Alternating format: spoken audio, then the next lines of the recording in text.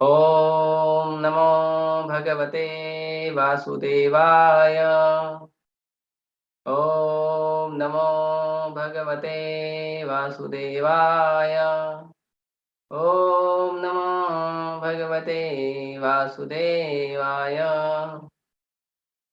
हरे कृष्णा। हम श्लोक पढ़ेंगे। ततः सप्तदशे जातः सत्यवत्यां पराशरात् चक्रे वेदतरुशाखा दृष्ट्वा पुंसो अल्पमेधसः। ततः सप्तदशे जातः सत्यवत्यां पराशरात् चक्रे वेदतरुशाखा दृष्ट्वा पुंसो अल्पमेधसः। ततः सप्तदशे जातः सत्यवत्यां पराशरात् चक्रे वेदतरुशाखा दृष्ट्वा पुंसो अल्पमेधसः। पर रिपीट करेगा।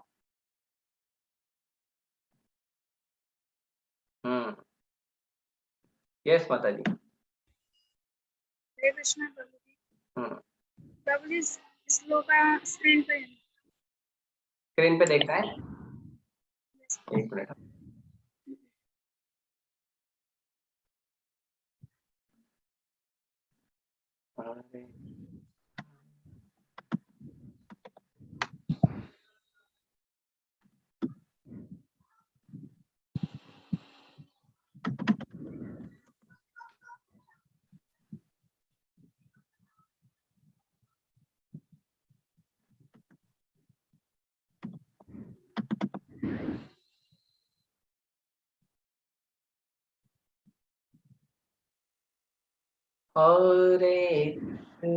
हरे कृष्णा कृष्णा कृष्णा हरे राम राम राम।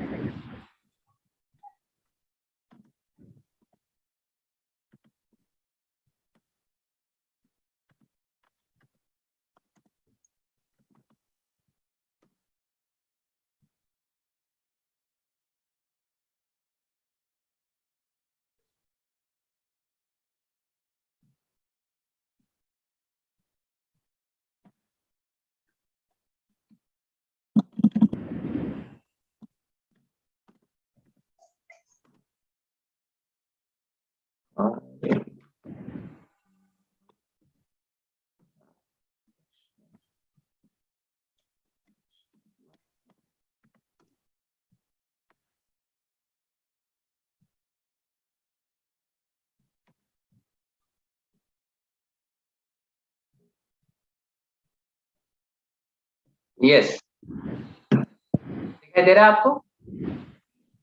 एक सेकंड प्रभु जी। ओके।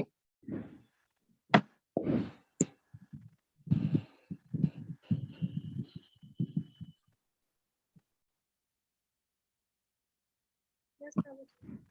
पढ़िए पढ़िए। तथा सप्त दशे जाता सत्वत्यां पराशरात्मा चक्रे वेदतरो शाखा दृष्ट्वा पुंसो अल्पमेधसा। Thank you. रेणु शर्मा माता जी। हरे कृष्णा प्रभु जी। ततः सप्तदशे जातः सत्यवत्यां पराशरात् चक्रे वेदतरो शाखा दृष्ट्वा पुंसो अल्पमेधसः। गीता माता। ततः सप्तदशे जातः सत्यवत्यां पराशरात् चक्रे वेदतरोः शाखा दृष्ट्वा पुंसो अल्पमेधसः। धन्यवाद। शब्दार्थ, अनुवाद और तात्पर्य कृष्ण को बोलती अभय चरणारविंद भक्ति वेदांत स्वामी श्री प्रभुपाद जी के द्वारा। श्रील प्रभुपाद की जय। तो ततः तत्पश्चात सप्तदशे 17वें अवतार में जातः उत्पन्न हुआ सत्यवत्याम सत्यवती के गर्भ से पराशरात पराशर मुनि द्वारा चक्रे तैयार किया वेद तरोहो वेदों के कल्प वृक्ष की शाखाएं दृष्ट्वा देखकर पुंसः सामान्य जन अल्पमेधसः अल्पज्ञ। तत्पश्चात 17वें अवतार में भगवान पराशर मुनि के माध्यम से सत्यवती के गर्भ से श्री व्यासदेव के रूप में प्रकट हुए। उन्होंने यह देखकर कि सामान्य जन सामान्य अल्पज्ञ हैं, एकमेव वेद को अनेक शाखाओं प्रशाखाओं में विभक्त कर दिया। तात्पर्य, मूल रूप से वेद एक है, किंतु श्रील व्यासदेव ने मूल वेद को 4 में विभाजित कर दिया, साम, यजुर, ऋग तथा अथर्व। और तब इन सब की व्याख्या पुराणों तथा महाभारत जैसे विविध शाखाओं के रूप में की। सामान्य लोगों के लिए वैदिक भाषा तथा विषय अत्यंत कठिन होते हैं, उन्हें केवल अत्यंत बुद्धिमान तथा स्वरूप सिद्ध ब्राह्मण ही समझ सकते हैं। किंतु वर्तमान कलयुग तो अज्ञानी मनुष्यों से भरा पड़ा है। यहाँ तक कि ब्राह्मण पिता से उत्पन्न होने वाली संतान भी वर्तमान युग में शूद्रों या स्त्रियों से श्रेष्ठ नहीं होती। द्विजों अर्थात ब्राह्मणों, क्षत्रियों तथा वैश्यों से यह अपेक्षा की जाती है कि वे सांस्कृतिक शुद्धिकरण की प्रक्रिया अर्थात संस्कार संपन्न करेंगे।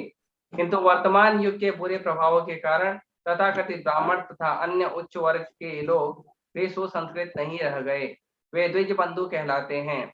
इसका अर्थ है द्विजों के मित्र तथा परिजन। लेकिन इन द्विज बंधुओं की गिनती शूद्रों तथा स्त्रियों में की जाती है। श्रील व्यासदेव ने द्विज बंधुओं, शूद्रों तथा स्त्रियों जैसे अल्पज्ञों को ध्यान में रखकर वेदों को विविध शाखाओं प्रशाखाओं में विभाजित किया। ओम अज्ञानतिमिरान्धस्य ज्ञानाञ्जनशलाकया चक्षुरुन्मीलितं येन तस्मै श्रीगुरवे नमः। श्रीचैतन्यमनोभीष्टं स्थापितं येन भूतले स्वयं रूपः कदा मह्यं ददाति स्वपदान्तिकं। वन्देऽहं श्रीगुरो श्रीयुतापदकमलं श्रीगुरून् वैष्णवांश्च श्रीरूपं साग्रजातं सहगण रघुनाथान्वितं तं सजीवं साद्वैतं सावधूतं परिजनसहितं कृष्ण चैतन्य देवं श्रीराधा कृष्ण पादान् सहगण ललिता श्री विशाखान्वितांश्च नमो विष्णुपादाय कृष्ण पृष्ठाय भूतले श्रीमते भक्तिवेदांत स्वामी नित्यनामिने नमस्ते सारस्वते देवे गौरवाणी प्रचारिणे निर्विशेष शून्यवादी पाश्चात्य देशतारिणे नमो महावदन्याय कृष्ण प्रेम प्रदायते कृष्णाय कृष्ण चैतन्य नाम्ने गौरकृष्णे नमः।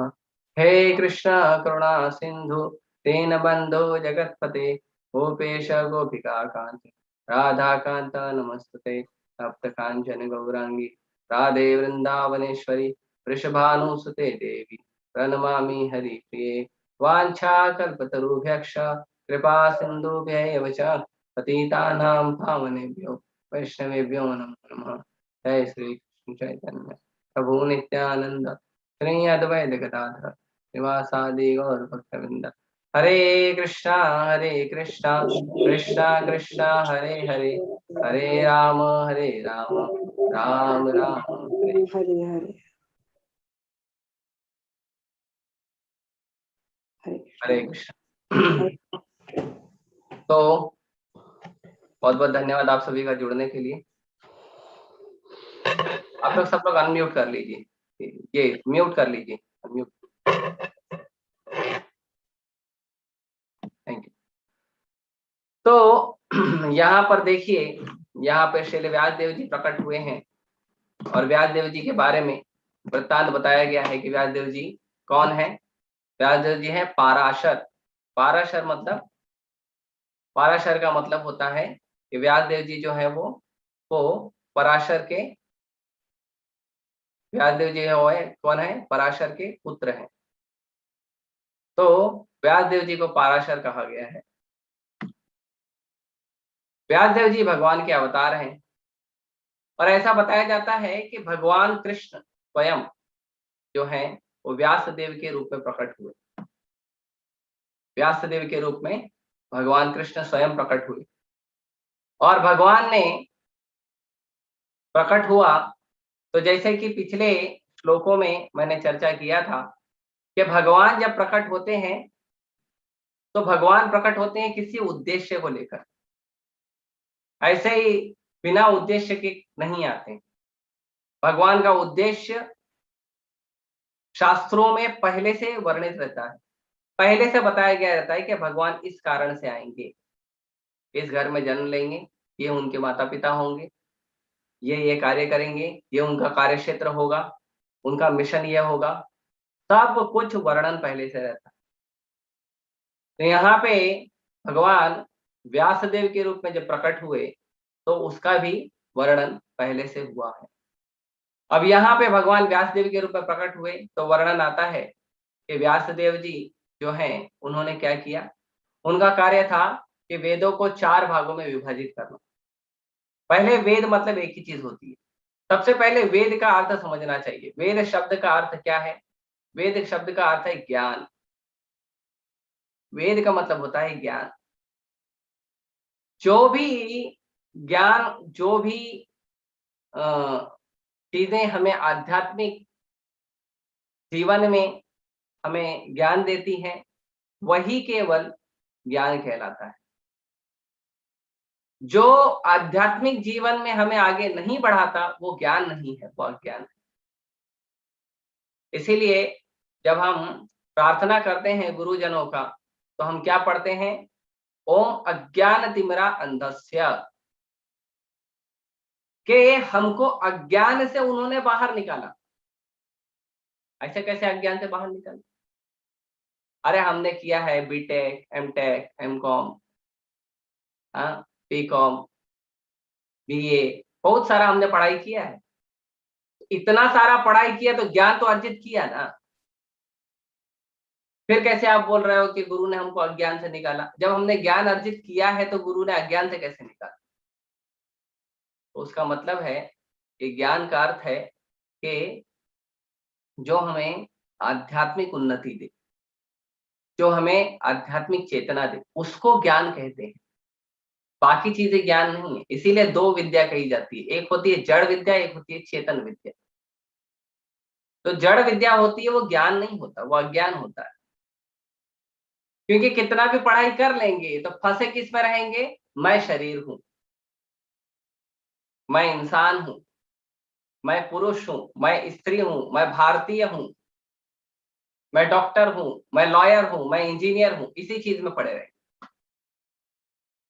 कितना भी पढ़ाई कर लेंगे, आप जाके पूछो किसी व्यक्ति से, किसी डॉक्टर के क्लिनिक में जाओ, उनको पूछो आप कौन हो, बोलेगा मैं डॉक्टर हूँ।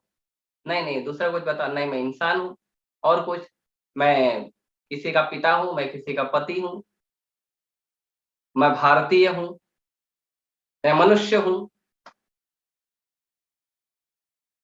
ये सब वो बातें बताएगा। शायद ही कोई व्यक्ति साधारण समाज में हमें मिल जाए, बड़े दुर्भाग्य से कहना पड़ रहा है, साधारण समाज में ऐसे लोग मिलते हैं जिन्हें ज्ञान नहीं है कि मैं आत्मा हूं, मैं पूर्ण पुरुषोत्तम भगवान श्री कृष्ण का अंश हूं। आज के समाज की ये परिस्थिति है कि लोगों को ये साधारण चीजें नहीं पता। साधारण समाज में साधारण चीजें भी नहीं पता लोगों को, मतलब समझ लीजिए लोग साधारण स्तर से भी नीचे जा चुके हैं आज के समय में, कि उन्हें ये नहीं पता कि हम शरीर नहीं है, हम आत्मा है। हम पूर्ण पुरुषोत्तम भगवान के नित्य सेवक हैं, ये नहीं पता। तो व्यासदेव जी ज्ञान को देने के लिए आए, वेद को देने, वेद मतलब ज्ञान, ज्ञान को देने आए। तो पहले वेद मतलब ज्ञान मतलब एक ही उसका संकलन था, एक ही था वेद। बाद में उनको 4 भागों में विभाजित किया गया, ऋग्वेद, अथर्ववेद, यजुर्वेद और सामवेद, 4 भागों में विभाजित किया गया।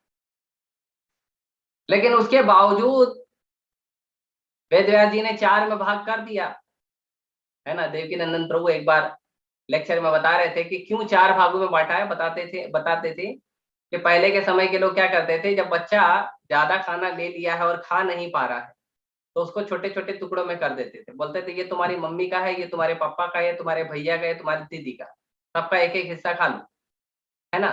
तो सबका एक एक हिस्सा खा लेते तो खत्म हो जाता। तो उसी प्रकार जो वेद है उसको भी 4 भागों में बांटा गया कि सब अभी जैसे भगवत गीता है। भगवत गीता आप ले जाके 2 लोगों को, हालांकि है तो बड़ी छोटी पुस्तक, मुझे समझ में नहीं आता है लोग क्यों कहते हैं बड़ी पुस्तक है, बहुत छोटी पुस्तक है भगवत गीता, लेकिन लोग बोलते हैं पढ़ नहीं सकते। भागवतम है, भागवतम अगर अभी जैसे भद्र पूर्णिमा चल रहा है, आप सभी को भागवतम लेना चाहिए, जिनके घर में है वो उन्हें पढ़िए और लोगों को बताइए, और जिनके घर में नहीं है वो कृपया करके भागवतम खरीद लीजिए। एक वन टाइम इन्वेस्टमेंट पूरे लाइफ का आपका पूंजी है। तो जो भागवतम है, भागवतम में तो 18 पुस्तकें हैं और पहला पुस्तक ही इतना बड़ा है, भागवतम प्रथम स्कंद, जो हमारा चल रहा है चर्चा का विषय।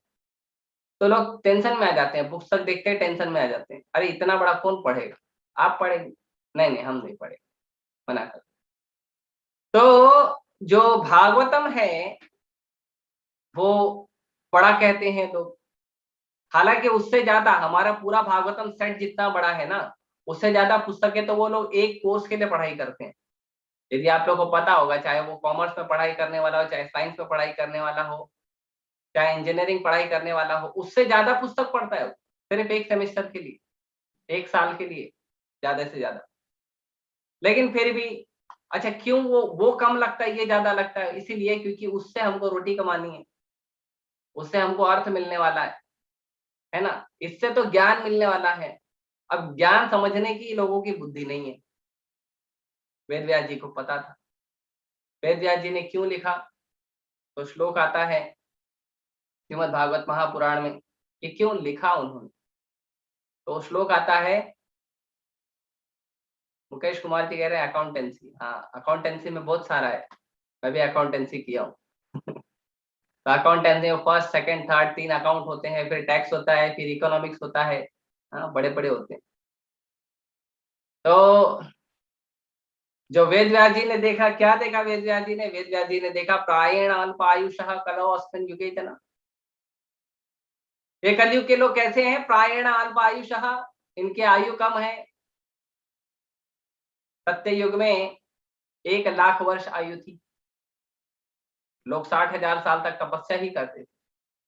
अभी तो 60 मिनट बैठने बोलो टेंशन है, एक माला जप करने बोलो मुश्किल से 8 मिनट 9 मिनट लगता है, लेकिन उसमें भी लोगों को तकलीफ होती है। आप बोलो माला जप करो, नहीं हम मन में जप करते हैं, मन में जप करते हैं, हाँ मन में जप करते हैं। अच्छा, फिर भी एक माला ना बहुत टाइम लगता है, 7-8 मिनट उनको बहुत लगता है। तो अल्प आयुषः, 1 लाख वर्ष थी उम्र सतयुग में। फिर आया त्रेता युग, 1 जीरो कम हो गया, 10,000 वर्ष हो गए। द्वापर युग में फिर 1 जीरो कम हो गया, 1,000 वर्ष। फिर कलयुग में फिर 1 जीरो कम हो गया, 100 वर्ष। फिर उसके बाद हमने अपने जीवन पे, वैज्ञानिकों पे और बहुत सारे तथाकथित कृत्रिम आर्टिफिशियल चीजों पे इतना ज्यादा भरोसा कर लिया कि हमने अपने ऊपर कृपा करके और थोड़ी उम्र कम कर ली, पोल्यूशन बढ़ा। तो कहाँ 100 वर्ष थी, अब 60 वर्ष हो गई। एवरेज लाइफ स्पैन 60 वर्ष हो गया है।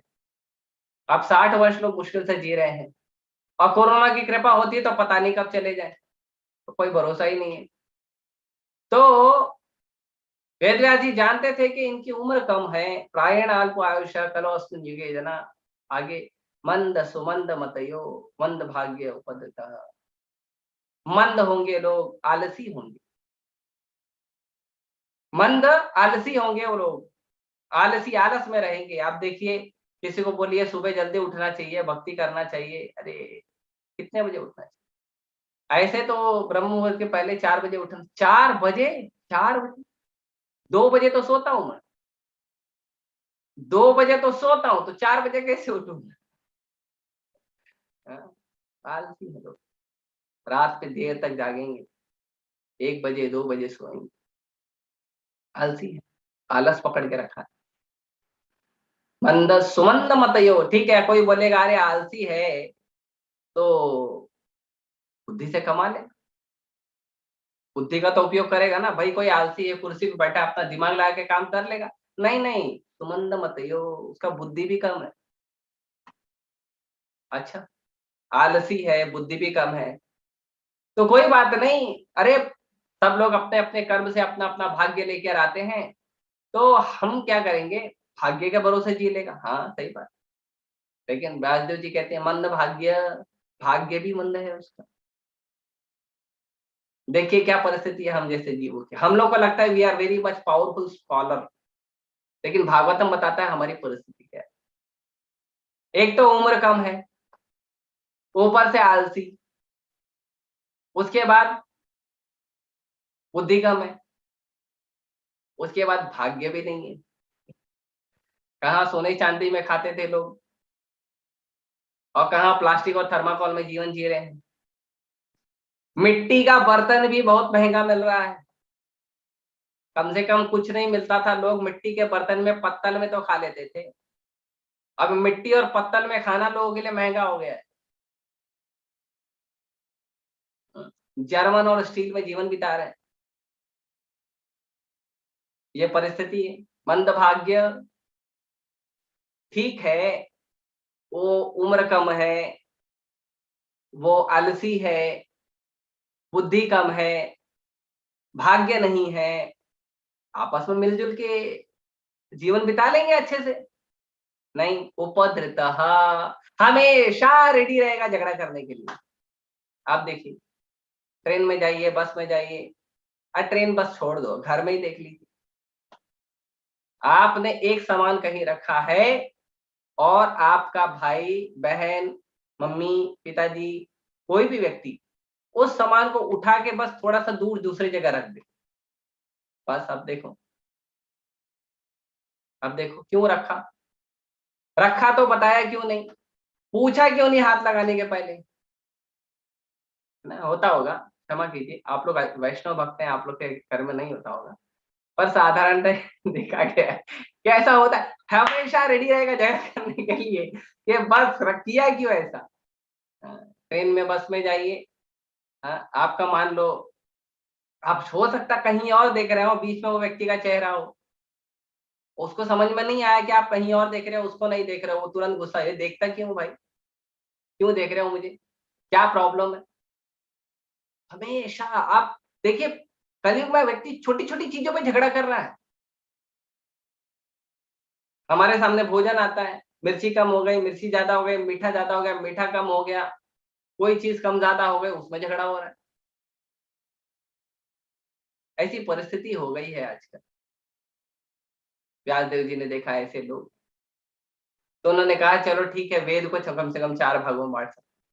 देखा उन्होंने वेद भी पढ़ने की बुद्धि नहीं है इनकी, क्या करूं, तो फिर उन्होंने पंचम वेद को लिखा, जो भगवान की सुंदर मधुर लीलाएं हैं, पॉलिटिक्स है, ये सब चीजों में लोगों को ज्यादा आनंद आता है। वेद व्यास जी ने देखा, आप देखो घर घर में कई सारे सीरियल चलते हैं, आप लोग जानते हैं कई कई नाम, मैं तो नहीं देखता, भगवान की कृपा है, कई नाम आप लोग जानते हैं।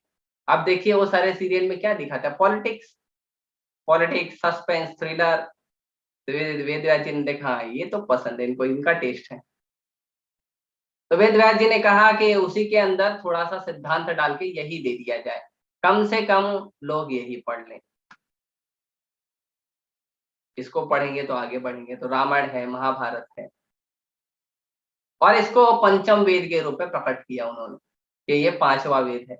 ये वेद किसके लिए है? जिनका बुद्धि कम है, हम जैसे लोग जिनका बुद्धि कम है। भगवत गीता, महाभारत के अंदर भगवत गीता डाल दिया। भगवत गीता का वर्णन कैसे आता है महाभारत में? जैसे कहते हैं कि किसी को अगर दवा खिलानी हो तो आप उसको डायरेक्ट दवा दोगे तो कड़वी लगेगी। डायरेक्ट भगवत गीता कोई सुनता ही नहीं है। आप कोई भी लेक्चर रख दीजिए, लोग आ जाएंगे। भगवत गीता का, भागवतम का लेक्चर रख के नहीं आते। तो भगवान की कृपा है, आप सब रसिक भक्त हैं, आप लोग आ जाते हैं। तो भगवत गीता का बात करेंगे तो लोग मुश्किल से आते हैं, वो पढ़ने बोलेंगे तो लोग मुश्किल से पढ़ते हैं। तो वेद व्यास जी ने क्या किया, महाभारत जो बढ़िया सुंदर स्टोरी है, वो स्टोरी के अंदर भगवत गीता को डाल दिया खाने के लिए। चलो ठीक है, आप गुलाब जामुन खाओ, गुलाब जामुन के साथ गोली भी खा लो। अब लोग क्या करने लगे, वो खाते हैं। अब देखो, खाते हैं तो देखे अरे यहाँ तो कड़वा आ गया, तो थूक देते हैं, फिर बाकी खा लेते हैं। गुलाब जामुन खा रहे, गुलाब जामुन का गोली निकाल दिया अंदर से। तो आचार्यों ने देखा ये तो बड़ा गड़बड़ है, तो फिर उन्होंने भगवत गीता को अलग से देना शुरू किया। भगवत गीता सभी के लिए होना चाहिए। इतना परिस्थिति लोगों का गिर गया, इसीलिए वेद व्यास जी ने वेद को 4 भागों में बांटा। स्मृति की रचना की, पुराण है, शास्त्र है, इसकी रचना की, ताकि हम जैसे लोग समझ पढ़ सके। क्यों पढ़ सके? क्योंकि ये ज्ञान है।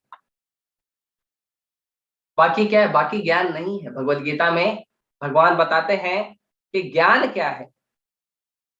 भगवान कहते हैं ये शरीर और इस शरीर को जानने वाले 2 लोग, क्षेत्र और क्षेत्रज्ञ।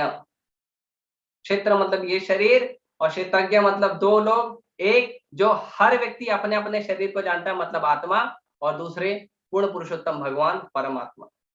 ये जो 3 चीजों को जानता है वो व्यक्ति क्या है? ज्ञानी है। और बाकी सब अज्ञान है, बाकी ज्ञान नहीं। जो ज्ञान हमें जन्म मृत्यु बुढ़ापा बीमारी जन्म मृत्यु के चक्र में बांध कर रखता है, वो ज्ञान नहीं है, वो अज्ञान है। वो हमें अंधेरे में ढक कर रखा है। प्रभुपाद जी कहते हैं कि भौतिक जगत में, भौतिक ब्रह्मांड में सूर्य और चंद्रमा की जरूरत पड़ती है, आध्यात्मिक जगत में जरूरत नहीं पड़ती। आध्यात्मिक जगत में सूर्य और चंद्रमा की जरूरत नहीं पड़ती। यही भगवान भगवत गीता में कहते हैं कि भगवान का जो जगत है वो क्या है? बिना सूर्य और चंद्रमा की जरूरत का है, स्वयं प्रकाशित। तद भासते सूर्यो न शशांको न पावक, यद गत्वा न निवर्तन्ते तद धाम परमं मम। के ये जो भगवान का धाम है, वहां पे सूर्य, चंद्रमा, बिजली, अग्नि, इन सब की कोई जरूरत नहीं है, स्वप्रकाशित है। एक बार कोई उस परम धाम में चले जाए जहां पे अंधेरा है ही नहीं, एक बार कोई व्यक्ति उस परम धाम में चले जाए तो क्या होगा? तो फिर हम वापस से इस जगत में नहीं आएंगे जहां लाइट की, इलेक्ट्रिसिटी की, अग्नि की और सूर्य और चंद्र की जरूरत पड़ती। और ये सूर्य और चंद्र भी क्या है? भगवान की 2 आंखें हैं। ब्रह्म संहिता में सूर्य देव के बारे में वर्णन करते हुए ब्रह्मा जी कहते हैं, ये चक्षुरेश सविता सकल ग्रहाणाम। चक्षु है भगवान के आंख, भगवान की आंख है। मतलब जब तक भगवान नहीं देखेंगे तब तक हम अपने आप को नहीं देख सकते हैं। और कुछ बुद्धू कहते हैं भगवान दिखाओ। अरे भाई, पहले अपने आप को देखने की तो क्षमता बनाओ। बिना भगवान के सहारे के इलेक्ट्रिसिटी क्या है? उसी का एक परिवर्तन है। सूर्य के शक्ति का ही परिवर्तन इलेक्ट्रिसिटी है। अग्नि भी सूर्य से आ रही है। तो सूर्य, चंद्र, अग्नि, बिजली, ये सब की जरूरत हमें पड़ती है, तब जाकर हम देख पाते। तो ये अंधेरा संसार है जहां पे लाइट की जरूरत है, जहां पे अग्नि की प्रकाश की जरूरत है। लेकिन जो स्वयं प्रकाशित धाम है उसका ज्ञान हमें लेना चाहिए। वो स्वयं प्रकाशित धाम का जब ज्ञान लेंगे उसको ज्ञान कहते हैं। जो हमें जन्म, मृत्यु, बुढ़ापा, बीमारी जो नहीं चाहिए फिर भी वो हमें मिल रहा है, उससे बाहर निकाले। वेद व्यास जी ने इसीलिए हम सभी पे करुणा करके इन सभी ग्रंथों की रचना की। और भगवान ही लिख सकते हैं ऐसी चीजों को। कई बार लोग कहते हैं तुम्हारा भगवत गीता, भागवतम और जो भी शास्त्र है, वेद है, पुराण, ये तो इंसानों ने लिखा। इंसान ने नहीं लिखा है, क्योंकि इंसान पढ़ नहीं सकता, समझ नहीं सकता, लिखने की तो बात दूर है। जो जो इंसान पढ़ नहीं सकता, लिख नहीं सकता, समझ नहीं सकता, वो उसको लिखेगा कैसे बताइए? कॉमन सेंस है, छोटी सी बुद्धि लगाइए, नहीं समझ सकता वो। तो इतना विस्तार से वेद, पुराण, शास्त्र को लिखने के लिए या तो भगवान प्रकट होते हैं या तो भगवान की शक्ति से संपन्न होकर भगवान का ही कोई भक्त प्रकट होता है। जैसे प्रकट हुए ऐसी भक्ति वेदांत स्वामी प्रभुपाद, हमारे संस्थापक आचार्य। 80 ग्रंथों की रचना की प्रभुपाद जी ने 11 साल के अंदर। ऐसा अद्भुत कार्य किया। प्रभुपाद जी ने कहा जितने ग्रंथ मैंने लिखे हैं उतने तुम पढ़ नहीं सकते पूरे जीवन में। आप सोचिए लिखे कैसे? क्यों? क्योंकि भगवान या भगवान की शक्ति से ही शास्त्रों को लिखा जा सकता है और कोई दूसरा साधन या मार्ग नहीं है। कोई भी व्यक्ति ये नहीं कह सकता कि किसी इंसान ने लिखा है, नहीं। भगवान या भगवान की शक्ति किसी इंसान के रूप में प्रकट होकर हम लोगों के बीच में आके अपनी लीला करते हुए हम लोगों को करुणा करने के लिए, कृपा करने के लिए ये सारे शास्त्र, पुराण और भगवान की लीलाओं का संग्रह बना के देती है। क्योंकि हम जैसे जीवों को स्वाद नहीं है भगवान की भक्ति का, स्वाद नहीं है हरिनाम का, स्वाद नहीं है भगवान के शास्त्रों को पढ़ने का, स्वाद नहीं है भगवान का दर्शन करने का, स्वाद नहीं है भगवान को प्रणाम करने का। तो हम लोगों के लिए ये आचार्य और स्वयं भगवान वेद व्यास जी के रूप में प्रकट होते हैं और हम लोगों को देते हैं। ये उनकी कृपा है, ये उनकी करुणा है। उन्हें कोई जरूरत नहीं है, कोई जरूरत नहीं है उन्हें कि वो लोग इन चीजों को लिखें। भगवान चैतन्य महाप्रभु जब अपनी लीला कर रहे थे तो लीला करते समय भगवान चैतन्य महाप्रभु ने ऐसे तो रूप शिक्षा, सनातन शिक्षा, राय रामानंद के साथ संवाद, ये सब तो कई सारी शिक्षाएं उन चैतन्य चरितामृत में वर्णन किया है, लेकिन स्वयं अपनी तरफ से उन्होंने कोई शिक्षा नहीं दी अलग से। केवल 8 श्लोक दिए। श्री कृष्ण चैतन्य शिक्षाष्टकम से तो दर्पण मार्गम से शुरू होता है। 8 श्लोक दिए भगवान। हालांकि वो 8 श्लोकों में सब आ गया, लेकिन समझे नहीं ले उतनी बुद्धि चाहिए।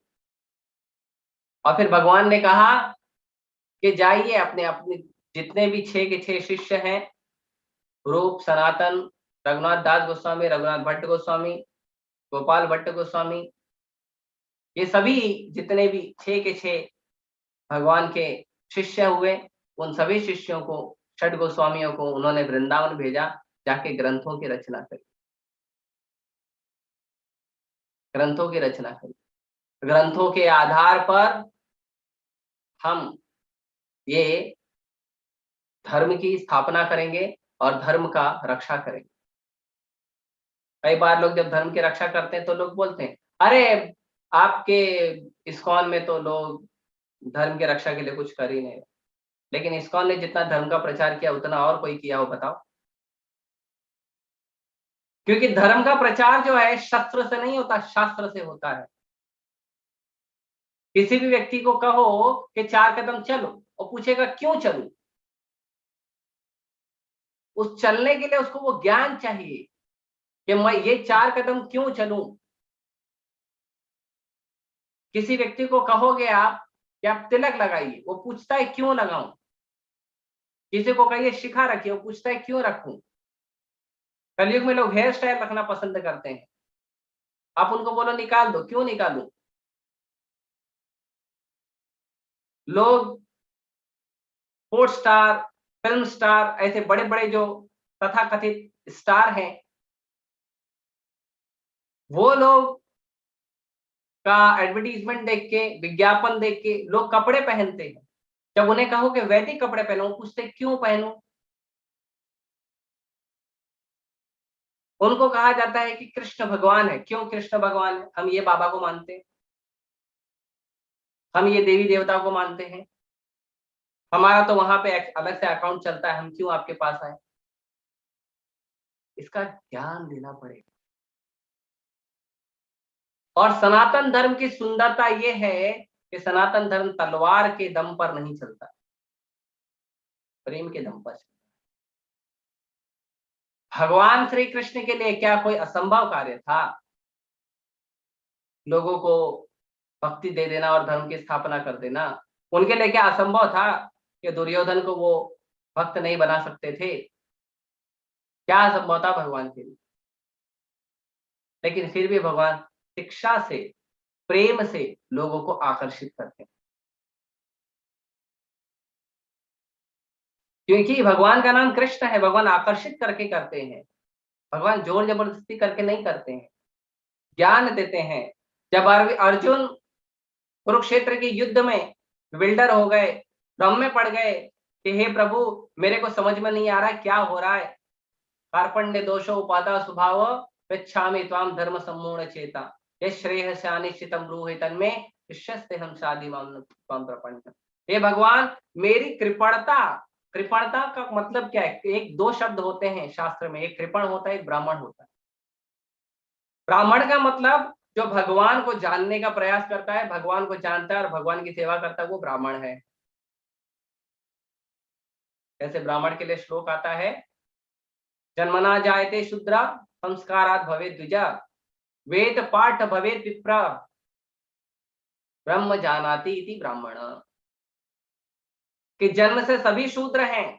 प्रभुपाद जी कहते हैं, इसके तात्पर्य में कह रहे हैं प्रभुपाद जी कि ब्राह्मणों के बच्चे भी ब्राह्मण नहीं है आजकल, वो शूद्र और स्त्रियों से भी नीचे हैं। तो फिर कैसे उद्धार होगा? जैसे भगवान भगवद गीता में कहते हैं, स्त्रियों वैशास तथा शूद्रास तेपि यान्ति परम गतिम।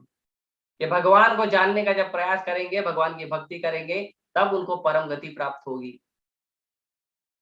अलग से वेद अध्ययन करने का प्रयास मत करिए, इतनी बुद्धि नहीं है हमारे पास कि वेद और वेदांत का अध्ययन करके हम आगे बढ़ेंगे। एक श्लोक नहीं समझ सकते हम। वेद और वेदांत तो छोड़ दो, जो पंचम वेद का भी एक छोटा सा भगवत गीता का एक हिस्सा, एक श्लोक समझ के कोई बता दे। प्रभुपाद जी कहते हैं, एक श्लोक अगर कोई समझ गया, भगवत धाम चले जाएगा। एक श्लोक भगवत गीता का, एक श्लोक भागवतम का, भगवत धाम चले जाएगा, उसका जन्म मृत्यु का चक्र खत्म हो जाएगा। हमारी दुर्दशा देखे हमको समझ में ही नहीं आती। इसीलिए प्रभुपाद जी का जो उच्चिष्ट है, प्रभुपाद जी के जो अनुयायी हैं, वो जब उन सभी प्रभुपाद जी के दिए गए ग्रंथों को बार बार पढ़ते हैं, सुनते हैं, पढ़ते हैं, सुनते हैं, हरे कृष्ण मंत्र का जप करते हैं, तब धीरे धीरे हमारे हृदय का जो कठोरता से जमा हुआ मैल है, वो धीरे धीरे साफ होता है। और तब जाके समझ में आता है कि हम कृष्ण के सेवक, तब जाके वो ब्राह्मणत्व का, वैष्णवता का जो सिद्धांत है, वैष्णवता का स्तर है, वो प्राप्त। नहीं तो सब शूद्र हैं, जन्म से सब शूद्र हैं। विप्र कब बनता है व्यक्ति, ब्राह्मण कब बनता है? संस्कारात् भवेत् द्विजा। जब उसको जन्म संस्कार किया जाता है, जनेऊ संस्कार किया जाता है, तब वो द्विज बनता है। द्विज मतलब दूसरा जन्म। द्विज का मतलब ब्राह्मण नहीं होता, द्विज का मतलब अभी उसका दूसरा जन्म है, अभी उसको धीरे धीरे पढ़ाई करना, अभी उसको एडमिशन दिया गया है ब्राह्मण बनने का, उसको वेद पाठ पढ़ने का एडमिशन दे दिया गया है, उसको शास्त्र पढ़ने का एडमिशन दिया है। तो जब वेद पाठ पढ़ता है तो फिर क्या बनता है? विप्र। तो भी वो ब्राह्मण नहीं बनता, तो भी वो विप्र बनता है। ब्राह्मण कब बनेगा? ब्रह्म जानाति इति ब्राह्मण। जब वो पूर्ण पुरुषोत्तम भगवान श्री कृष्ण को भगवान स्वीकार कर लेता है और ये स्वीकार करता है कि जो कुछ निकला है, जो कुछ इस संसार में प्रकट है, अप्रकट है, सब कुछ भगवान श्री कृष्ण से प्रकट हुआ है, और प्रेम पूर्वक भगवान श्री कृष्ण का भजन करता है, भक्ति करता है, तब जाके वो ब्राह्मण और उसके ऊपर वैष्णव बनता। भगवान भगवद गीता में कहते हैं बुद्धिमान कौन है। लोग कहते हैं हम बुद्धिमान है ना, जाके पता कर लीजिए, ये परिमाप दे रहा हूं, ये परिमाप से लोगों को मेजरमेंट करके देख लीजिएगा कि कौन बुद्धिमान है। ब्राह्मण छोड़ दीजिए, बुद्धिमान का जो मापन है, जो परिमाप है, वो मैं दे रहा हूं आपको। भगवान कहते हैं अहम सर्वस्य प्रभवो, अहम सर्वस्य मैं नहीं, भगवान कृष्ण भगवद गीता में अहम सर्वस्य प्रभवो मत्तः सर्वम प्रवर्तते, मैं सबका प्रभु हूं, मैं सबसे बड़ा हूं, सबका प्रभु हूं। कृष्ण पूर्ण पुरुषोत्तम भगवान है। Krishna is the supreme personality of God head. अहम सर्वस्य प्रभो मत्तः सर्वम प्रवर्तते, मुझसे ही सब कुछ प्रकट हुआ है। अच्छा, ये दो चीज जान लिया। तीसरा एक और काम करना है, इति मत्वा भजन्ते माम। इन दो बातों को जब स्वीकार करके आप मेरा भजन करोगे, ऊधा भाव समन्विता, वो व्यक्ति बुद्धिमान है। बुद्धिमान कौन है? 3 क्राइटेरिया। पहला, कृष्ण परम भगवान है, कृष्ण से बड़ा कोई नहीं है, कृष्ण ही हमारे फाइनल डेस्टिनेशन भगवान है। जितने भी देवी देवता हैं सब भगवान के सेवक है, सब भगवान के सेवक। और ये दो चीज जब स्वीकार करें कि एक कृष्ण पूर्ण पुरुषोत्तम भगवान है और दुनिया में जितनी भी चीजें प्रकट हुई है, जो भी प्रकट हुआ है, सब कुछ केवल एकमात्र कृष्ण से प्रकट हुआ है, ये जब स्वीकार करते हैं और उसके बाद इति मत्वा भजन्ते माम, इस तरह से मेरा भजन करता है, तो क्या होता है? तब जाके वो बुद्धिमान बनता है। तो जितने वेद है, जितने शास्त्र है, जितने पुराण हैं, उन सारे शास्त्रों, पुराणों, वेदों का कंक्लूजन यही है, कृष्ण परम भगवान है और दुनिया में सब कुछ कृष्ण से प्रकट हुआ है। और एकमात्र केवल और केवल हमारे जीवन का उद्देश्य होना चाहिए केवल भगवान श्री कृष्ण की भक्ति करना और कुछ नहीं करना। हमारे जीवन में जो कार्य कर रहे हैं वो सारे कार्य कृष्ण की सेवा में लगने चाहिए। जब ये ऐसा करेंगे तब जाके हम बुद्धिमान कहलाएंगे और तब जाके हमारे जीवन सफल होगा। वेद व्यास जी ने जितनी चीजें दी है उसका एक मूल कारण है। इसीलिए आदि गुरु शंकराचार्य कहते हैं एकम शास्त्रम देवकी पुत्र गीतम, एक ही शास्त्र होना चाहिए क्या? जो भगवान श्री कृष्ण ने बताया है। गीता मतलब गीता, एकम शास्त्रम देवकी पुत्र गीतम। श्रीमद् भागवत महापुराण में भगवान ने बहुत सारा गीत गाया है, बहुत सारा ज्ञान है भगवान का, भक्तों ने भगवान का गीत गाया है, भगवान के लिए बताया है। भगवत गीता भागवतम इनफ है हमारे लिए। प्रभुपाद जी 4 पुस्तकें कहते हैं, भगवत गीता, भागवतम, चैतन्य चरितामृत और एनओडी, इनफ है हमारे लाइफ के। एको देवो देवकी पुत्र एव, एक ही भगवान होना चाहिए। कौन? देवकी का पुत्र भगवान श्री कृष्ण। एकम मंत्र से तस्य नमामि यानी, एक ही मंत्र जप करिए, एक ही मंत्र। कौन सा? उन्हीं पूर्ण पुरुषोत्तम भगवान श्री कृष्ण का नाम जप करिए। हरे कृष्णा कृष्णा कृष्णा हरे हरे, हरे राम राम राम हरे हरे। केवल भगवान का नाम जप करना, वही एक मंत्र होना चाहिए। यहाँ वहां से कहीं से दूसरा मंत्र नहीं लेके आने का। बाबा ने 10,000 रुपए देके मंत्र दिया है, नहीं, उस मंत्र का ज्यादा वैल्यू होता है। क्यों? क्योंकि पैसा दे के लिया है ना। हरे कृष्णा तो फ्री में मिलता, तो इसके लिए वैल्यू करते नहीं लोग। हमारा मंत्र बड़ा है, कहीं क्यों बड़ा है? क्योंकि बड़ा पैसा दे के लिया, फ्री में नहीं लिया। नहीं, वेदव्यास जी कहते हैं यही मंत्र सबसे बड़ा है, क्योंकि ये मंत्र नहीं, ये महामंत्र है। और आगे कहते हैं आदि गुरु शंकराचार्य, कर्मापि एकम तस्य देवस्य सेवा, कर्म भी एक ही होना चाहिए। क्या? उन्हीं पूर्ण पुरुषोत्तम भगवान की सेवा, और कोई दूसरा कर्म नहीं होना चाहिए, क्योंकि बाकी सारे कर्म हमको भौतिक संसार के बंधन में बांधते हैं। यही भगवान भगवद गीता में कहते हैं 3रे अध्याय में, यज्ञ अर्थात कर्मणो अन्यत्र लोकोयम कर्म बंधना। ये भगवान यज्ञ पुरुष भगवान श्री कृष्ण के लिए कर्म करिए, नहीं तो अन्यत्र, नहीं तो क्या होगा? नहीं तो कर्म बंधना, कर्म का बंधन लगेगा। अगर हम भगवान श्री कृष्ण की सेवा नहीं करते, किसी देवी देवता की सेवा करते हैं, किसी बाबा की सेवा करते हैं, हमारे बहुत सारे सगे संबंधी हैं उनकी सेवा करते हैं, तो क्या होगा? कर्म बंधना, कर्म के बंधन में पड़ोगे। तो सेवा करना है तो कृष्ण की करो, कृष्ण के भक्तों की करो और किसी की मत करो। ये है वेद व्यास जी के दिए गए शास्त्रों का सार।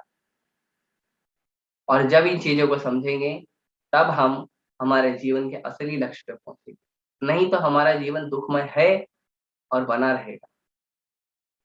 हमारे जीवन को आनंद एक ही चीज से मिलेगा, जब परमानंद पूर्ण पुरुषोत्तम भगवान श्री कृष्ण के चरणों में सेवा करेंगे, उन्हीं का नाम जप करेंगे, उन्हीं के बारे में जानने का चेष्टा करेंगे, भगवत गीता भागवतम को पढ़ेंगे, उनका उच्चिष्ट, उनका कृपा प्रसाद हम स्वीकार करेंगे और ऐसे ही जीवन को आगे बढ़ाएंगे। तब जाके हमारा जीवन जो है पूर्ण होगा और तब जाके वेद व्यास जी का जो मेहनत है, जो उन्होंने पूरे जीवन में मेहनत किया, वो पूर्ण होगा। क्यों प्रकट हुआ श्रीमद् भागवत महापुराण, इसको बताकर मैं इसको लेक्चर को समाप्त करूंगा। श्रीमद् भागवत महापुराण क्यों प्रकट हुआ? वेद व्यास जी ने सारे वेद लिखे, सारे पुराण लिखे, सारे शास्त्र लिखे, उपनिषद लिखे, उसके बावजूद वेद व्यास जी दुखी थे। क्यों दुखी थे? क्योंकि देखा कलयुग का प्रायणाल्पायुषः कल अस्मिन् युगे जना मंद समंदवत्यो मंद भाग्य उपजतः। ये परिस्थिति देखी हमारी। वो बोले ये लोग ये नहीं समझ पाएंगे और समझेंगे भी तो गलत उपयोग करेंगे, है ना। जैसे स्वास्थ्य के लोग सूर्य देव के पास चले जाते हैं, अच्छा स्वास्थ्य दीजिए, है ना। पति पत्नी चाहिए तो शिव जी और पार्वती माता के पास चले जाते हैं। अरे सूर्य देव भगवान के शुद्ध भक्त हैं, शिव जी शुद्ध भक्त हैं, महाजन है, परम वैष्णव है। उनकी अर्धांगिनी पार्वती माता माता वैष्णवी है। उनके पास जाके हम धन मांगते हैं, संपत्ति मांगते हैं, शादी के लिए लड़का लड़की मांगते हैं, सूर्य देव के पास जाके हम स्वास्थ्य मांगते हैं। ये सब नहीं करना चाहिए। तो जब उन्होंने देखा ये परिस्थिति है, शास्त्र का उपयोग भी लोग करेंगे तो अपनी छोटी छोटी इच्छाओं को पूरी करने के लिए करेंगे, तो करें क्या? दुखी हो गए। उन्हें समझ में नहीं आया मैं क्या करूं। हालांकि हर किसी ने किसी शास्त्र में, पुराण में क्या किया है? भगवान के गुणों का वर्णन किया है, भगवान का लीला का वर्णन किया है, लेकिन एक्सक्लूसिवली केवल एकमात्र भगवान की लीलाओं का कोई शास्त्र नहीं बनाया था उन्होंने। कोई शास्त्र उन्होंने बनाया नहीं था। तो दुखी हो गए। ध्यान करें अपने गुरु का। उनके गुरु नारद जी आए, नारद जी प्रकट हुए। नारद जी ने तो पहले बड़ा गुणगान किया कि कितना मेहनत किया तुमने, बद्ध जीव, कलयुग के बद्ध जीवों के लिए इतना मेहनत करके इतने सारे शास्त्र पुराण लिखे तुमने, बहुत अच्छा कार्य किया। लेकिन बोले ठीक है अच्छा कार्य है, लेकिन मैं दुखी हूँ, उसका कुछ बताइए गुरु जी। तो नारद जी ने कहा कि तुम दुखी हो, मैं जानता हूँ क्यों दुखी हो और मैं उपाय भी जानता हूँ। अरे उपाय बताओ, क्या उपाय है? क्या उपाय है? तो नारद जी ने कहा तुमने भगवान की लीलाओं का वर्णन तो किया है, लेकिन केवल एकमात्र कोई ऐसा शास्त्र नहीं जिसमें भगवान की लीलाओं का वर्णन। तो भगवान की लीलाओं का वर्णन करने का एक शास्त्र करिए, वही कलयुग के जीवों का उद्धार करेगा। तो जब भगवान अपने परम धाम को प्रकट हुए धरती से, तो श्रीमद् भागवत महापुराण प्रकट हुआ नारद जी और व्यास देव जी के पास। ये वही श्रीमद् भागवत महापुराण है जिससे हमारा उद्धार होगा। तो इसीलिए इस तरह से जब तक हम भगवान के गुण, रूप, लीला, माधुरी इन सब की चर्चा नहीं करेंगे, तब तक हम दुखी रहेंगे। कितना भी प्रयास कर लें, कर्मकांड कर ले, वेदाध्ययन कर ले, भोग कर ले, त्याग कर ले, हिमालय पे जाके लाखों वर्षों तपस्या कर ले, नहीं सुख मिलेगा। सुख केवल एक ही चीज में मिलेगा, जब हम भगवान की सेवा करें। नहीं तो नहीं। नाम जप करना भगवान की सेवा है, भागवत पढ़ना भगवान की सेवा है, प्रसाद स्वीकार करना भगवान की सेवा है, भक्तों का संग करके भक्तों के संग में भगवान का गुणगान करना, कीर्तन करना, आनंद लेना भगवान की सेवा है, यही करना है और कुछ नहीं। तब जाके हमारा जीवन सफल होगा और व्यास देव जी की कृपा जो हमें उन्होंने दी है वो सफल। धन्यवाद। हरे कृष्ण। किसी को कोई प्रश्न है तो एक दो प्रश्न हम चर्चा करते हैं।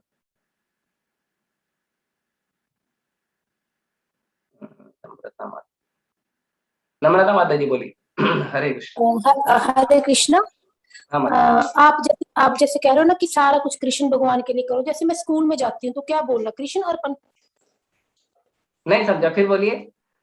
मैं कह रही हूँ जैसे आप कहते हो ना कि कोई भी काम करो तो कृष्ण भगवान के लिए करो, तो हाँ। जैसे मैं स्कूल में जाती हूँ तो क्या बोलना जाती टाइम, कृष्ण अर्पण? नहीं, जैसे आप स्कूल में जाते हैं, कई लोग जॉब करते हैं, तो उसके लिए ये है कि आप जो भी कार्य करते हैं उससे आपको एक तो जो धन मिलता है उस धन से कुछ भगवान की सेवा करिए, और दूसरा जैसे मान लीजिए आप स्कूल जाते हैं तो 6 घंटे से ज्यादा तो कोई स्कूल होता नहीं है, हाँ जी। तो आप ऐसा करिए कि वो 6 घंटा जो स्कूल जाते हैं वो 6 घंटा स्कूल में समय दीजिए, लेकिन उसके बाद जैसे ही समय बचेगा प्रयास करिए कि अपना सारा कार्य कृष्ण की सेवा में करें। आप भोजन बनाते हैं, पहले कृष्ण को भोग लगाइए फिर खाइए। आप अपने घर को साफ सफाई रखिए, क्यों? क्योंकि ये घर आपका नहीं है, घर के मालिक कृष्ण। तो चेतना हमारी हमेशा कृष्ण की सेवा में रहनी चाहिए कि मैं जो कुछ कर रहा हूँ ये सब कुछ कृष्ण की सेवा में कर रहा हूँ, तब जाके हमारा भगवान की चेतना में हमारा मन लगेगा। ठीक है। हरे कृष्ण। प्रतिमा हरे माता। कृष्ण। हरे कृष्ण। हरे कृष्णा प्रभु जी। हाँ बोलिए माता जी। प्रभु जी मुझे इसमें जो तात्पर्य है इसमें एक लाइन समझ नहीं आई है। बोलिए। जैसे इसमें लिखा हुआ है कि जो संतान है वो वर्तमान युग में शूद्रों तथा स्त्रियों से श्रेष्ठ नहीं होती। प्रभु जी हाँ इसका सही बात है। तो इसका इसमें क्या नहीं मतलब समझ में आ रहा, सीधा सीधा तो है कि जो भी संतान है, ब्राह्मणों की भी संतान जो है वो शूद्रों से और स्त्रियों से श्रेष्ठ नहीं है। मतलब अगर स्त्रियों को भी शूद्रों के बराबर रखा गया है प्रभु जी, ये पूछना चाह रहे हैं। नहीं, शूद्रों के बराबर नहीं रखा गया है। सामान्यतया जो आकर्षण होता है, जो बाय नेचर, बाय जो स्त्रियों का जो नेचर होता है साधारण है, भौतिक आकर्षण ज्यादा होता है। स्त्री शब्द का ही मतलब होता है विस्तार होना, भौतिक विस्तार होना। लेकिन जब आप हरे कृष्ण मंत्र का जप कर रहे हैं और भक्ति कर रहे हैं, तब आप वो धरातल पे नहीं, तब आप उस धरातल से ऊपर आ गए, आप चिंता मत करो, है ना। लोगों को ये प्रश्न बार बार लोगों को उठता है कि स्त्रियों को क्यों कम बुद्धि का कहा गया है। वो शरीर का बाय डिफॉल्ट वैसा सॉफ्टवेयर है, उसके लिए हम कुछ नहीं कर सकते। हमारे ही किसी कारण से हमें स्त्री का शरीर प्राप्त हुआ है। तो यदि आप भक्ति करते हैं तो कुंती महारानी को तो स्त्री के रूप में गिना नहीं गया, तो महाभागवत के रूप में गिना गया। द्रौपदी माता को महाभागवत के रूप में गिना गया है। तो आप भक्ति करिए, भक्ति करके आप अपने भक्ति के स्तर पे आ जाइए, ऐसा छोटी छोटी चीज छोड़। ठीक है। अरे हरे कृष्ण प्रभु जी, एक प्रश्न और है, ये बोलिए। द्विज बंधु क्या द्विज होते बंधु हैं प्रभु जी? मतलब जैसे ब्राह्मण थे द्रोणाचार्य, लेकिन द्रोणाचार्य के जो पुत्र थे उनको ब्राह्मण नहीं कहा गया, उनको द्विज बंधु कहा गया। क्योंकि जब तक ब्राह्मण के गुण नहीं प्रकट करोगे, कर्म नहीं प्रकट करोगे, तब तक आप ब्राह्मण नहीं हो, तब तक आप द्विज बंधु रहोगे। मतलब ब्राह्मणों के संबंधी, आप ब्राह्मण नहीं हो। ओके। हाँ, तो मतलब वो भी साधारण लोग हैं, वो भी ब्राह्मण नहीं होते। ठीक है, ब्राह्मण कुल में पैदा हुआ इसके लिए ब्राह्मण का संबंधी बोल देंगे, पर तुम ब्राह्मण तो नहीं। ये सिर्फ ब्राह्मण कुलों के लिए ही बोला गया ना प्रभु जी, जो ब्राह्मण कुल में पैदा हुए लेकिन ब्राह्मण ब्राह्मण नहीं कुल है। में पैदा होकर भी अगर आप ब्राह्मण के गुण और कर्म नहीं करते हो तो आप ब्राह्मण नहीं, आप द्विज बंधु हो, ब्राह्मण नहीं। जी प्रभु जी। हरे कृष्णा प्रभु जी, अरे धन्यवाद। प्रतिमा मत। हरे कृष्ण प्रभु जी। अरे प्रभु जी, गीता में प्रभु भगवान जी ने क्या बताया है कि जो मेरे घर आता है और मेरे धाम आता है, पहले तो उसको उसमें परफेक्शन और साम सिद्धि का मतलब क्या होगा?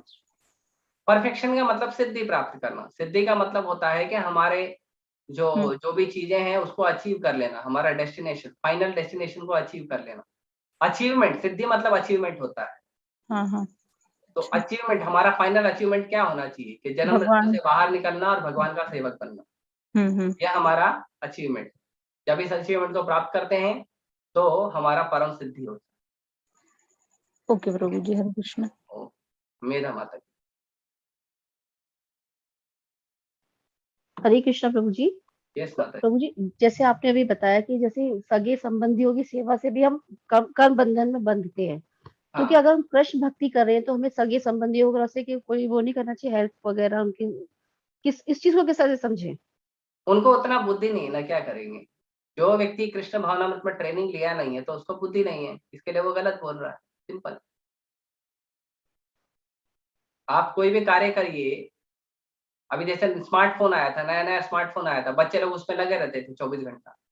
तो माँ बाप बोलते थे क्या पागल है, था एक ही चीज में लगे तो टिमटिमा बना के रखा है, उसको देखते रहते। क्योंकि माँ बाप को पता नहीं कि स्मार्टफोन से ऑफिस का भी काम हो रहा है, जूम का काम भी हो रहा है ना। तो नहीं पता है। तो जिस चीज में जिस व्यक्ति को ट्रेनिंग नहीं है तो ऐसा बोलेगा।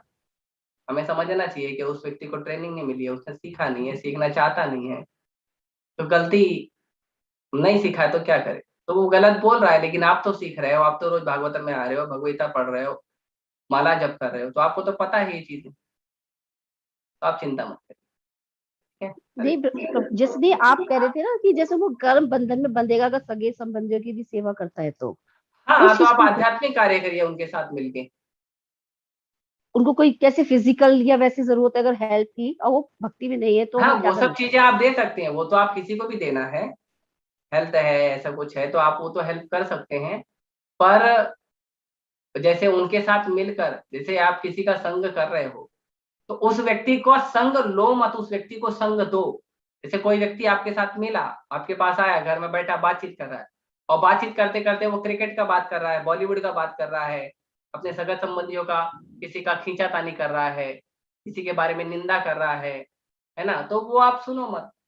सुनने का मतलब थोड़ा बहुत ठीक है, लोकाचार के लिए ठीक है, लेकिन बाद में उनको बताओ कि हम भगवगीता पढ़ते हैं, भागवतम पढ़ते हैं, जप करते हैं। तो इस तरह से ना थोड़ा प्रयास करोगे, जितना आप उनको अच्छे से बता सको। प्रसाद लेने के लिए बोलो, प्रसाद दीजिए उन्हें, तो धीरे धीरे उनका चेतना भी शुद्ध हो जाएगा। ठीक है, ठीक, ओके, थैंक यू। एक प्रश्न है अर्जुन का, स्वरूप सिद्ध गुरु या ब्राह्मण क्या है, उन्हें कैसे पहचाने। उनके भक्त बन जाएगा वो।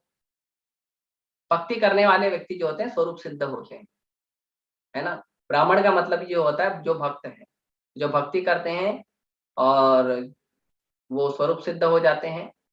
और गुरु वही होते हैं जो गुरु परंपरा में गुरु हैं। जो गुरु परंपरा में गुरु नहीं है वो गुरु नहीं। ठीक है, तो ये उनके लक्षण हैं कि वो भक्त बन जाएंगे। ठीक है, और कई सारे प्रश्न हैं, इतने सारे प्रश्नों का तो उत्तर नहीं हो सकता मुझे भागवत में क्लास में जाना। ठीक है, 2 प्रश्न मैं इसमें चैट से ले रहा हूँ, और उसके बाद भक्ति मती माता जी। हरे कृष्णा। यस माता जी, हरे कृष्ण। हाँ, दंडवत प्रणाम प्रभु जी। मेरा प्रश्न है कि आपने पाराशर बताया कि वेद व्यास जी को पाराशर कहते हैं या पाराशर ऋषि कोई अलग हैं? पाराशर मतलब पराशर के पुत्र। अच्छा, जो गोत्र बताते हैं ना कि नहीं, पराशर, पराशर मुनि के पुत्र को पाराशर कहते हैं। जैसे अर्जुन को कौन्तेय कहते हैं क्योंकि वो कुंती का पुत्र है ना। तो वैसे तो पराशर के पुत्र को पाराशर कहते हैं। वेद व्यास जी के पिताजी का नाम पाराशर था क्या? हाँ, पराशर उनका पिताजी का पराशर था, और वेद व्यास जी को पाराशर कहते हैं। पाराशर मतलब जैसे वसुदेव के पुत्र वासुदेव। ओके, थैंक यू प्रभु जी। हरे कृष्ण, धन्यवाद। ज्योति माता जी।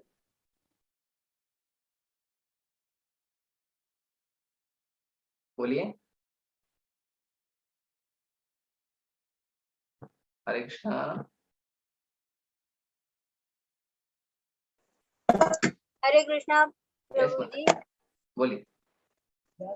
प्रभु, जैसे आपने बताया व्यास जी ने इतने सारे ग्रंथ और शास्त्रों की रचना की, तो उन्होंने तो बहुत पहले की थी, तो अभी उन्हें कैसे, हमें कैसे मिला होगा वो सब? गुरु परंपरा में अगर रखा गया था ये गुरु परंपरा में। आप भगवत गीता देखिए, भगवत गीता का जो पहला श्लोक है, धर्म क्षेत्रे कुरुक्षेत्रे, जी, वो पहला श्लोक जिस पेज पे है उसी के जस्ट पहले वाला पेज देखिए, उस पे गुरु परंपरा दी गई। तो वहां आचार्य से उनके पास था ये। हाँ वहां आचार्य की, हम आचार्यों की कृपा से मिल गया है। अच्छा, ठीक है। धन्यवाद। हरे कृष्ण।